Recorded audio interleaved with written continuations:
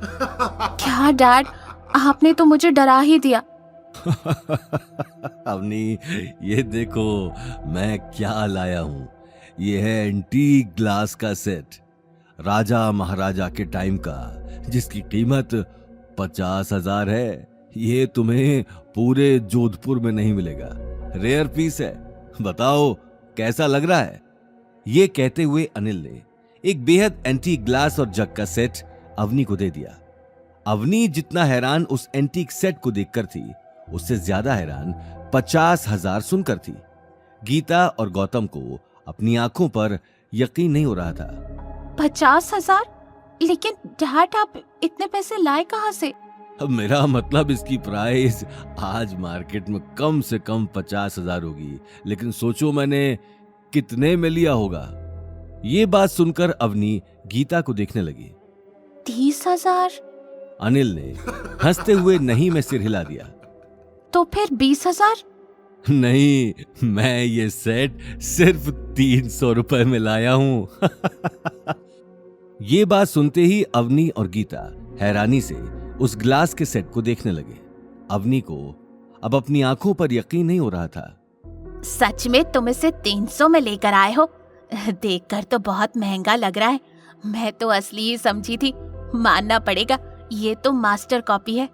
हाँ, तुम्हारी ही तरह कोई इसे देखकर नहीं कह सकता कि ये नकली है। मैंने खरीदने के बाद भी कुछ लोगों को दिखाया, लेकिन कोई पकड़ नहीं पाया। गौतम भी ग्लास उठाकर ध्यान से देखने लगा। ये सेट अभी भी पूरा नहीं है।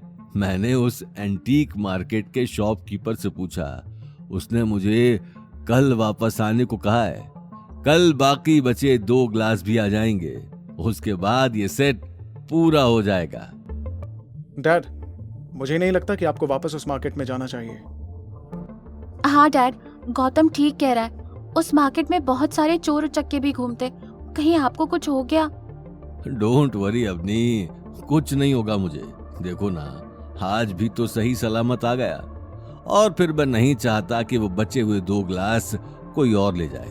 तुम तो जानती ही हो कि मुझे एंटीक चीजों का कितना शौक है।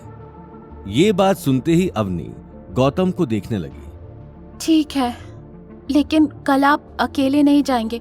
कल गौतम भी आपके साथ जाएगा। गौतम, तुम प्लीज डैड का ध्यान रखना। मुझे इस तरह के मार्केट के लोगों पर भरोसा नहीं है। हाँ अपनी। गौतम ने तुरंत हामी भर दी और मुस्कुराकर अनिल को देखने लगा।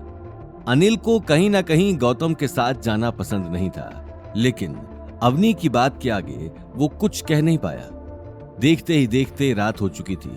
अगली सुबह गौतम को अनिल के साथ जाना था, इसलिए गौतम अपना काम जल्दी ही खत्म कर सो गया। सुबह अवनी ने ऑफिस जाते हुए अनिल और गौतम को ओल्ड सिटी एंटीक मार्केट छोड़ दिया।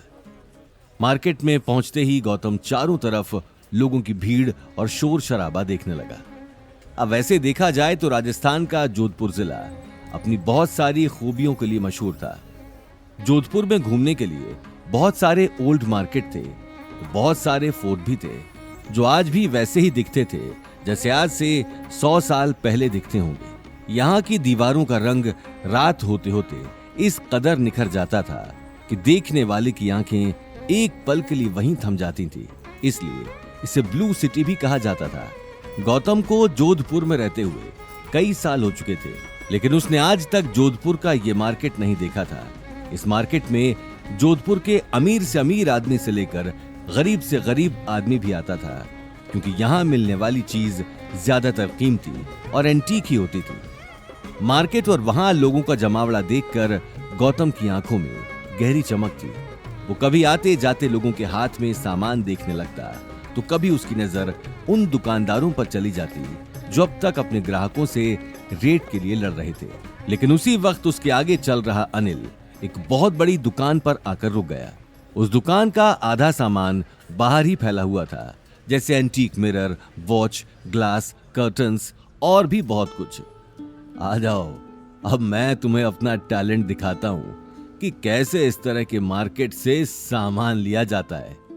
ये बात कहते हुए अनिल शॉप के मालिक के पास चला गया, जो शॉप के बाहर ही धोती कुर्ता और गले में एक मोटी सोने की चेन पहने बैठा था। लेकिन उस मालिक के पास जाने से पहले ही अनिल को बाकी के 2 ग्लास भी एक साइड में पड़े दिखाई दे गए। उसने बिना वक्त गंवाए वो ग्लास उठा लिए। आगे की कहानी जानने के लिए देखिए अगला एपिसोड सिर्फ पॉकेट एफएम के यूट्यूब चैनल पर और रॉयल वारिस के सारे एपिसोड्स को सुनने के लिए डिस्क्रिप्शन में दी लिंक से डाउनलोड करें पॉकेट एफएम ऐप।